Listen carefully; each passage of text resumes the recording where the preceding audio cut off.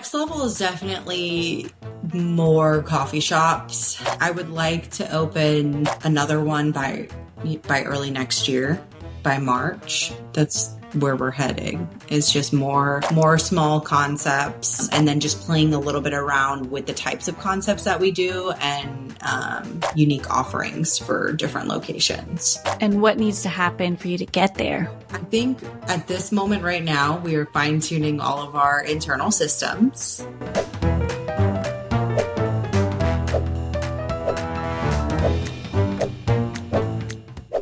Hi, everyone. So excited to be here today with Sabrina Kaylor, a successful business owner in Canton, Georgia. She owns 2 coffee shops and a roastery, and she's super successful on social media. She has 40,000 followers on TikTok and growing, and 14,000 on Instagram. Love the train in the background, Sabrina.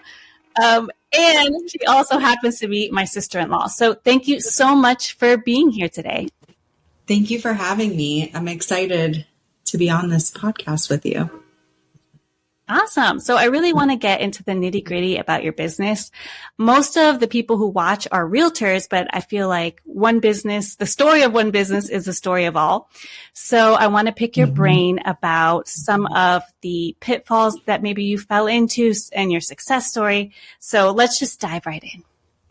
Awesome. Go ahead. No, I was just going to say, okay. What is something you completely did not know or realize before you started the business? I think that one of the things that I wasn't completely aware of was the capacity that it would require me to manage employees. I think that across the board in any business, no matter what industry you're in, managing employees is a feat in itself. It can be all consuming and really requires you to look inward to discover your leadership style, your management style, and all of these things. I feel like that was definitely the hardest for me personally. So managing people is always hard in any business. So what were those key people that you had to hire to get the business off the ground? Well, we needed people in technicians, so to speak, people who could be in the coffee shop, cooking in the kitchen, being a barista, running the front counter. Those were the first. We were lucky enough to have a couple people to start initially. And quickly one of them left, and we were left with just one other person, and Mike and I, my husband, and,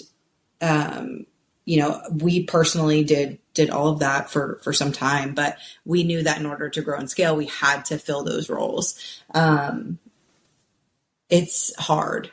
It's really hard to find the right people, find people who are good at what they do or willing to be good, and then develop them throughout their experience. So what was your process in training them? Because I feel like that is the hardest part, is getting it so that it's always done the same way. So what does that look like? Yeah, I feel like truthfully, we're still mastering that process. I think that for a restaurant in specifics, with a lot of moving parts and things as our company grows and changes, we're still changing things. So that training looks different than it did when we first opened. Initially, it was just having people in with me, this is what you do. And I remember one of our hires, she asked every question for everything. And literally she would ask me a question. I would be I don't know. Let me write that down. I'm making it up right now. I'll get back to you on that. I'll get back to you on that. And this is giving me the guideline of all the things that, we need to know. And then I built initial training guides and whatever, and that has evolved exponentially in the last 4 years. So now that looks different. I think that we could still be better at what we're doing, truthfully. Yeah, that is the quintessential business owner, is always trying to get better. But how did you document those processes? Was it all on paper? Was it on video? What was the most successful way to do it? For us, it was on paper. We have started videos, but we're not finished. So that's not out to our team members. paper, Google Doc, something that we could edit as we go and print as needed. I do love a combo, meaning if they had videos and paper, because I think it's nice to have a guide, a physical in your hand to follow as you're training and learning in a station. You can see and reference and be able to touch the points on people's learning style, because everybody truly learns so differently. To have all of that, I think, would be the mecca of training. Yeah. The end goal. Yeah, exactly. So if someone tells you, like, I really want to start a business, what are some of the top skills that you would recommend that they need to know before they would go into that? Truthfully, I don't think it's that many, but I think the skills that you need to have are very important. And the top that comes to mind is just a willingness to do what it takes. I don't know that everybody really understands what that phrase means. And I do think that it means different things to different people. Doing what it takes might mean that you work very, very long hours, that you say no to a lot of things, that you work on the side to pay for your business, that you're not making any money from your business for some time, and really that grind component. And I also think an ability to do something for an extended period of time. So like, I think that a lot of people give up before they've even given themselves a real chance. So I guess tenacity would be that, and a willingness to do what it takes. I think that those are really the top two. And I think that the other things you can learn as you go. But I think that if you don't have those two, you're not going to make it past a short period. I completely agree. I've had this conversation with Erin so many times. Like, I don't think most people can be an entrepreneur. Just knowing what we had to go through and knowing all the sacrifices that need to be made, it's not for everyone, but that's a good thing. Like, we can't all be the entrepreneurs. We need employees. We need other people with other skills. Right. But I think that's such a good point. I wanted to ask you, do you think getting a business degree helped you in any way? Yes and no.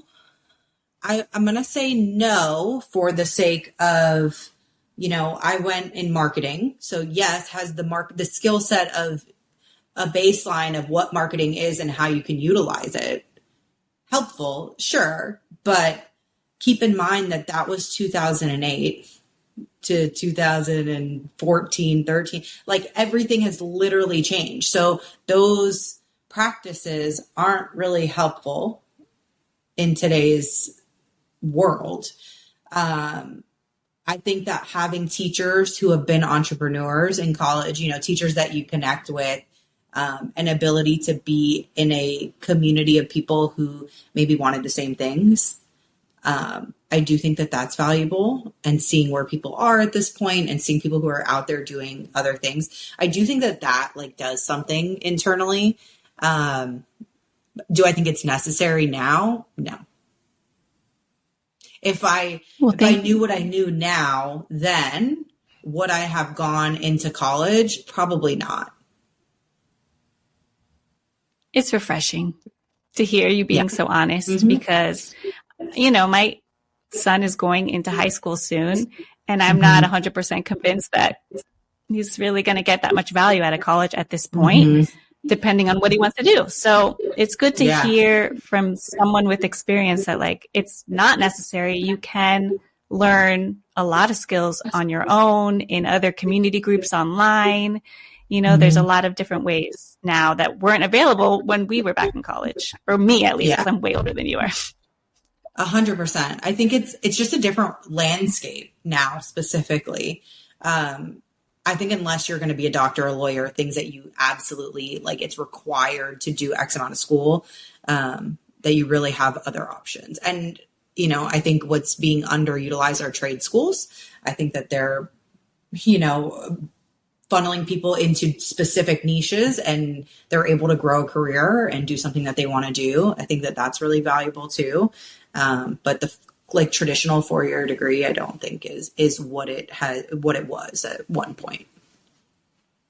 Totally. And I think another skill that, we're not teaching in schools that you have utilized so amazingly is social media. So what would you say to someone who's, tries to tell you, oh, social media is a waste of time?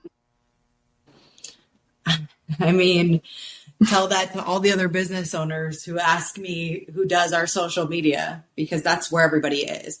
I think that people who have that mentality aren't aware of how social and internet landscape in general, not even from a social component, but the internet landscape has changed, and they're just not aware of that. Meaning, people are using TikTok as a Google. People are using Instagram as a Google. The traditional search engine is not search engineering at, in the same way that it was. It's just not, because people want to watch a video in correlation with the thing that they're searching, and they're finding that on social channels, and it's real. It's not, a blog that somebody put together. It's not an advertisement. It's specific to a person who's actually using it. It's real time. And I think that is invaluable as a business owner, to know where the people are searching, looking, and how they will stumble across your business. And you've done so good at, doing posts that are really relatable. People are always interacting with you. So how do you do that research? Are you just scrolling and, saving things that inspire you? Like, what is your process for social media? I think it's a little bit of both. Like I live in the landscape, I know I work with younger people as well, which is highly valuable. And I stay in tune with what is happening. I do scroll, I follow people, I see what the trends are. I see, and sometimes there's things that we hop on. Sometimes there's things that we don't do that are, their trends, and we do our own thing. And I think it's a good combination of all of those things, trying new stuff, seeing if it works, following a trend, being relatable, and then being more niche to what we do specifically. I really just put myself in the space. And I think that a lot of people, they just scroll instead of utilizing it to create your own content. Right. They're just consumers and not creators. Yes. Do you find that some posts, sorry, you're a little delayed, so I don't mean to cut you off, but do you find that some posts do really well on one platform and just not as well on others? Absolutely. I think that you have to hit all the platforms. And I think that the audience on each platform is going to vary slightly. You also have things like algorithm, timing, and all of those that can really affect it. Maybe I posted one thing over here at a different time, and, it got lost in the mix. And then maybe here it was just, perfect timing. The right people saw it initially. And I think the truth is that you got to post it in multiple channels, and you're going to hit different audiences every time. I think people are scared too, because they don't want to dilute the content, so to speak. Can you curate content for YouTube? 100%. You can do different stuff on YouTube. Absolutely. But if you're making a reel or a TikTok or a short, it should be everywhere. Throw it up on Pinterest too. You have a different audience everywhere that can find you. Okay, so you're making the content, and then you just blanket post it on everything and see kind of where it does the best. Yeah. Okay. Yeah, I try to at least put it in multiple places. I've seen a post on Instagram or on TikTok get 1,000 views and then 1 million on Instagram. The same exact video, the same captions, the same everything. So I really think, and you don't really know why. No, I think it's a variety of things. It's like the right people saw it initially, because with a post, you've got that like initial window of like how many people engage with this right away. So if the right people saw it right away, it's like, oh, people like this. Let's show it to more people. And then from there on, if it got mixed in the mix and people didn't see it who relate to it, then they don't push it out as much. You know what I mean? Yeah. Yeah. I think this is good for people who are overthinking posting and when to post and what to post and who, it's just like, just post it and you'll find out quickly if it worked or if it didn't, and then move on to the next one. Yeah. And I understand that feeling of like overthinking every little thing. And I found that especially when we first opened our shop, TikTok was really in a boom. I mean, it's 2021. I was definitely on there. I had been doing TikToks prior, but on my personal account. So we did it for the business. I saw some really high traction immediately where people are coming in, holding their phone open, asking for this drink that they saw on TikTok. I said, "Oh wow, it's a translating. I can't track it, so to speak, like how many dollars are coming from there, but it's driving people into the store, and that's amazing. So let me keep posting." And of course, I think that there's a little bit of discouragement at some point if you have something that does really well and then something that doesn't do so well. But the truth is whether you're a realtor, whether you're a business, it really doesn't matter the industry. If somebody who is in the scope of your customer base sees that and either buys a product or contacts you or you create a lead, like it was worth something. Yeah.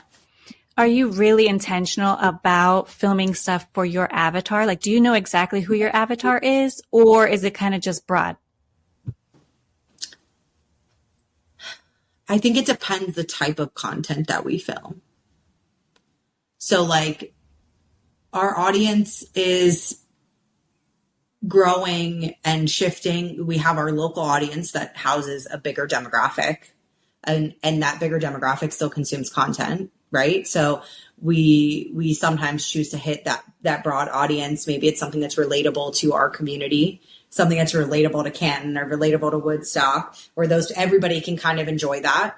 I think that the other types of relatable content is, yes, it's for a barista or somebody who works in a coffee shop or something that's relatable to them.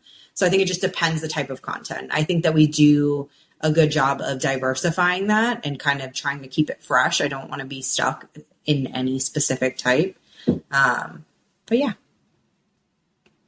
So it sounds like you have more than one avatar, and that's okay. You have like the young person who comes in to drink coffee. You have the baristas, and then you have like the overall population, local population.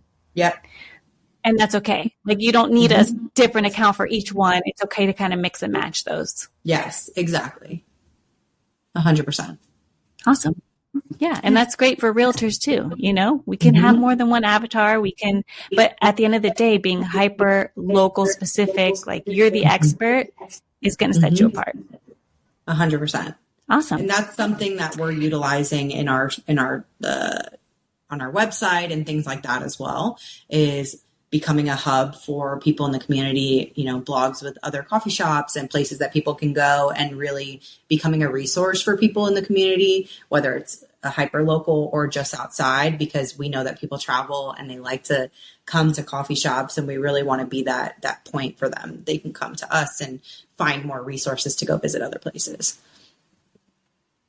Yeah, I think it was really interesting too that I noticed you collaborated with the Pie Bar. So you're also collaborating with local businesses.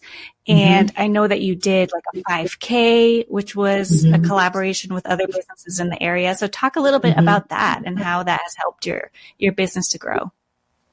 Yeah, if there's something else that I'm passionate about, it's pouring into the other businesses, because like we just discussed in the beginning of this call, is like doing this is really hard. I've been out at markets as an artist. I've been out at markets with my coffee. Like I've done that whole thing. And then I worked on my own prior to that. And it's hard. Like it's really hard. And I wish that there were people who tried to pour in a little bit in that space, at least from a local level. And we had a lot of that with our coffee shop. A lot of the businesses around us really helped. And I mean, anything we needed, we were going in there like, do you have receipt paper? And they were just so generous, especially in our community as we were learning how to run a restaurant. Everybody was just there for us. So what I do a lot of times is I work with the local creators and makers and like the creatives. So every Saturday from March till it gets too hot, we have a pop-up vendor outside of our shop. I let them come for free. They spend the day, they get to access our customers. And, I try to curate it to to make sure that it's in line with what our customers would truly like. And then give them an opportunity to sell to our audience who's already coming.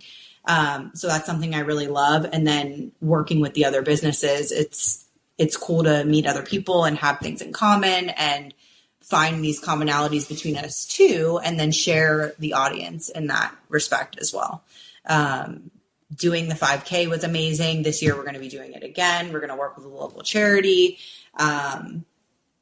And yeah, Pie Bar, that's something they've been around for a while. We love them. We love their products. The owners live local in Canton, and it was something that I was really wanting to do. And they had donated for our events and stuff prior, but yeah, we were really excited. So we're going to run it for the month of June, and we get to share those people.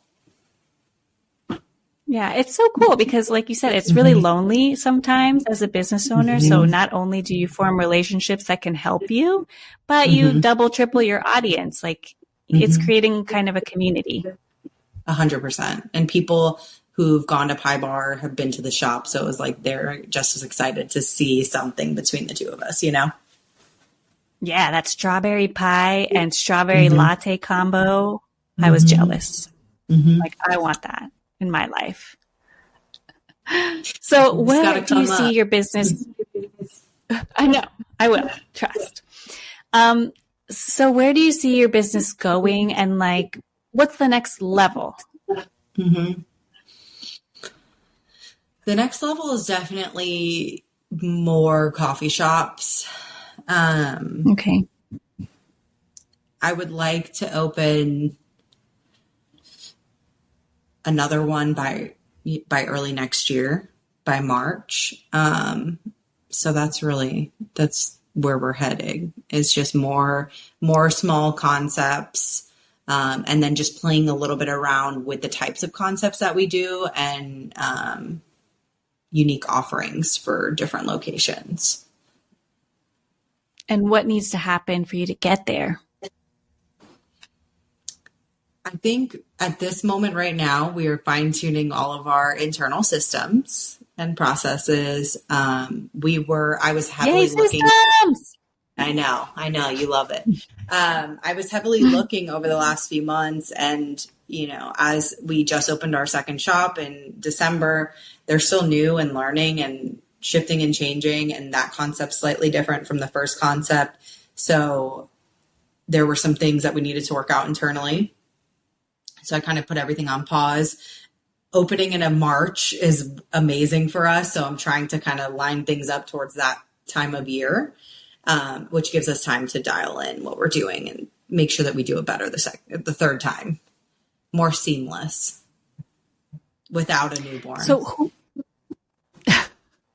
we'll talk about that newborn soon, that cute little Jude. So who are the key hires that you need to hire in each coffee shop before you move on to the next one? And like, how many are you thinking that you're going to open? Like, is there like a goal number? At least 100 is my goal. Nice. At least in the next 10 years to have 100. I love it. The key people we have currently in both locations. So we've changed our management structure. We have a general manager, an assistant manager, and then, a key or two who can kind of help cover shifts as needed. People who know how to count the drawer, have been, it's like an entry point into a leader, like a higher leadership role. We have both of those players in both locations currently, but they just need a little bit more development. So at this point, what we are doing and what one of my big focuses is really pouring into them and developing them as leaders, so that when we open the third, we have a better baseline of what's going on there. I think that for the third location, having those managers and really doing a thorough job of interviewing and hiring prior, and being extremely picky with the person that we bring in or the people that we bring in on the forefront is going to be everything. And then, obviously you have like your technicians, your barista, your kitchen, and those are, extremely important as well. The baristas are critical, critical in what we do, and we do it at a high level and high volume. I can't tell you how many times in an interview people said, yes, I can do high volume. And then they feel the high volume and it's like, whoa, that's more than I thought it would be, you know? So I would say that those are all the key players: assistant manager, general manager, a key, baristas, and then people in the kitchen. I mean, our whole staff, it's all important. Yeah, I know. It's really, you can't do anything with one piece missing. It all falls apart. No. Yep, you can't. At least I can't without me having to physically be there to cover something, you know? And that's really where we still cover here and there as needed, but for the most part, I'm able, you know, to work outside and do the other things. So in the midst of all this craziness, last year you decided to have a baby, a cute Judy Booty. So what would be your advice to someone who, you know, is either starting a business or in the middle of the business? Would you recommend having kids at the same time? And maybe what would your advice be? I mean, it's hard because I wouldn't recommend it. I know. But also, like, I wouldn't recommend that you not do the thing that you want to do because of that. I had already made it through the shit point too, for the most part, and then had a baby. It's just the second location that was a challenge because I felt like it was much harder to open the second location than it was the first. For many different reasons. Why was that? Because in Canton, we had an opportunity to gradually grow. We were new. Nobody knew about us. We hired on as needed. We were still baby, you know. The entire team worked with Mike and I, which is very different experience. It's just, we literally just learned as we went. The second time we we know what we're doing now, but now we have to hire an entire team all at once. Now we have to train an entire team all at once. Now we have to be busy the moment the doors open all at once, and all of these trained people. So we also came into a turnkey-ish type scenario in Canton. So we didn't have to do a full build out from scratch. We didn't have to do all of that. And that was, you know, a whole nother thing. I was just able to do things over an extended period of time where everything had to be done much sooner for the second location. And then, you know, you pair a baby with that. It was a bit challenging. Yeah. And there were some pitfalls like with the tiling. Like, tell us about what happened with the tile. So I decided to do something different because I wanted it to be slightly different. We put up penny tiles, and if you know anything about penny tiles, they come in on sheets, square sheets of tile, and everything's in line. So it's all straight lines of tile. Now, when you're attaching it to a wall, especially instead of a floor, which is where you commonly see penny tile, is on a floor, on a tabletop, something of that nature, you have to hope that it's going to stay in the spot that they're holding it at. And you have to hope that your subcontractors or your contractors are going to be using fine lines and all of the things. Well, that's not the experience that we had. And, you know, they were slightly off in so many spaces. But if it's supposed to be a straight line and it's slightly off, you can just see it. It pops right off the wall. You can see every square sheet when it's supposed to all be seamless. I went back and forth. I was like, you know, maybe when we grout it, when we do everything, it's not going to be noticeable. It's no big deal. That was not the case. I couldn't unsee it. So we were days, probably 4 or 5 days prior to when we were expected to open. And I could not, everything is hanging on the wall. They drilled everything. We had a photographer, one of my friends, come in and do like a brief shoot. The moment I saw the photos, I was like, we have to take it down. I can see every square sheet. It's going to drive me crazy if I leave it. And I called my contractor and I said, you know, we're going to need to redo this. So we had somebody out the next day. We had to pull everything back down, chisel off. If anybody has ever done tile, like, you know, not to mention we use multicolored grout. There's green dust everywhere in our place that's ready to go.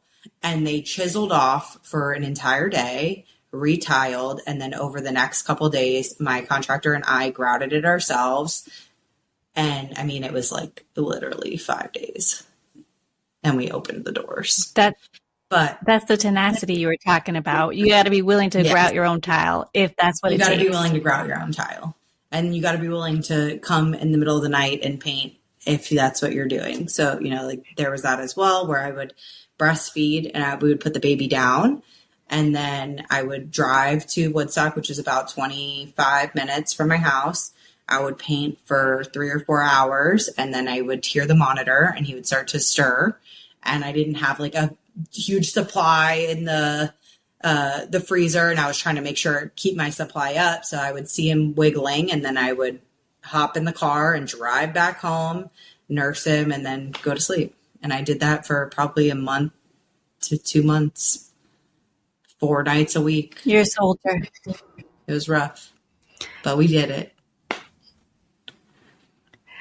You are a soldier.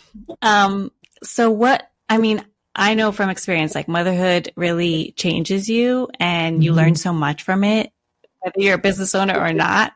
So what has motherhood or being a mom taught you? Definitely more patience. More patience, sometimes less tolerance, but more patience. Really being intentional. So like I work a lot, even if I don't want to, it's just the nature of where the business is at right now and my role in this business that requires me to do stuff. So the time that I do spend with him one-on-one, I really try to be like super intentional about it and like not work at all, not try to work. Like this is us. We're going to hang out for the day. We're going to do whatever. If I need to do something, I can do it after if you're sleeping or whatever. And really it's really an awesome experience. He's going to be 1 next month and he's just awesome. He's easy. He's go with the flow. He's been in every training session and manager meetings and, the whole 9. So I don't know. It's just been awesome. It's definitely He has to be go with the flow. He had to be. He had no choice. He had to. Well, I think one of the things that mothers maybe don't realize is how much support and help they need to really make it happen. It really does take a village, whether it be your husband, whether it be hiring help. So what kind of support did you need to be able to, do both? Because it's a lot. Yeah. I mean, I would say that Mike working in the business, my husband working in has been amazingly helpful because we can trade off and, he can pick up sometimes and I can pick up sometimes, and it allows ebb and flow, especially while he was little. While I was breastfeeding, I really didn't want him going. I mean, Mike would bring him to me wherever I was so I could nurse him. And then he would go. I can't tell you how many days or, then when I had him at home, Mike would be working in the shop.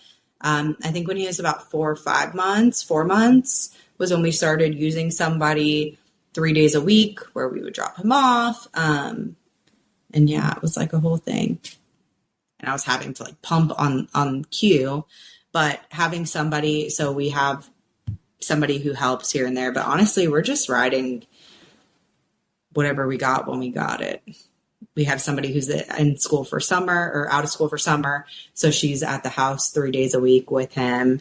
And then if she's not available, we've got one other person, but we'll talk at the end of summer. I don't know what we're going to do next, but. Well, that's the thing with parenthood is it's always, it's always changing and you're always evolving and trying to figure it out because he, not only is he growing and changing, but the business is going to change, players change, props change. Right. So you're doing a great job. Thanks. It's not easy and you're doing great. And he's so cute. Thanks. So back to the business. Do you ever think that you're going to branch out into other products or services, or do you think you're going to kind of just stick with coffee and the roastery? That's a really good question. I think for the time being, I would like to really hone in on what we're doing and do it even better. I think yes, we've made it past the 3-year mark and we have a second location, but I truly think that we're still learning very much what our customers want, how we can do what we do even better. And I think that there's still a lot of room to grow in that area. If I was going to do something else, I think I would do another restaurant concept. I have so much experience in restaurants in general, and I think that inspires me in the hospitality realm. I know how impactful hospitality industry can be on people, and I would love to do something else. I can't wait to see what you're going to do. And I think that's like an overarching theme, I think, with your businesses. It's like you're just there to make someone's day. Mm-hmm. You know, even when you go into your coffee shop, they say, how can we make your day today? Mm-hmm. And I think that's what sets you guys apart, because you're almost like a family that people go to and hang out with, and you just make their day brighter. I mean, who doesn't love coffee, period? Mm-hmm. But the fact that you know the people serving it to you, and it's more, I don't know, homey, I think that really sets you guys apart. I think it's really important. And I feel like it is something that's been on the back burner at a lot of places. You know, at our team meetings, I often tell people, like, pay attention when you go out. Pay attention when you go to Chipotle to get food that you're spending your hard-earned money on. Did the person even acknowledge your existence? Did they even kind of fake smile at you? Or are they just there doing a job? And I think that at the end of the day, having an amazing experience with somebody at any restaurant, at any store, anything really has bigger impacts than what people really realize. You really don't know what's going on in people's personal lives. You don't know the things that they're going through. They could be leaving a funeral that day. They could have had the best day of their life, and they're so excited. And then all you have is somebody in a terrible mood that ruins your mood, you know? And I think that you're not going to please everybody in every way possible, but if you make it your goal to at least positively impact somebody's day, you will impact in more ways than you even realize by just doing what you're supposed to do. Yeah, it's so simple, but at the same time, so rare and so important, like you said. So keep doing what you're doing. You're doing awesome. We're doing this is the important part, is how can someone buy your coffee? How can someone find you, learn more about you? Yeah, so you can go to bazaarcoffee.com, where you can shop all of our freshly roasted coffees. We have coffee subscriptions, the whole nine. Or you can follow us on Instagram at Bazaar Coffee Company, or on TikTok, Bazaar Coffee, YouTube, Bazaar Coffee. If you look up Bazaar Coffee in Georgia, you'll find us for sure. And it's delicious. I've been there myself, and I tried everything on the menu. And it's delicious, and it's all fresh roasted. Mike roasts coffee. My husband roasts. We have a coffee for our son, Jude. We have Jude's Brew, and that's been really popular. So that's really awesome. Awesome. Well, thank you so much for taking the time. I can't wait to spend some time with you in the Dominican Republic at the Leadership Summit. For anyone who's going, she's going to be speaking, so look out for that. And we always appreciate you. We love you, and we'll see you soon.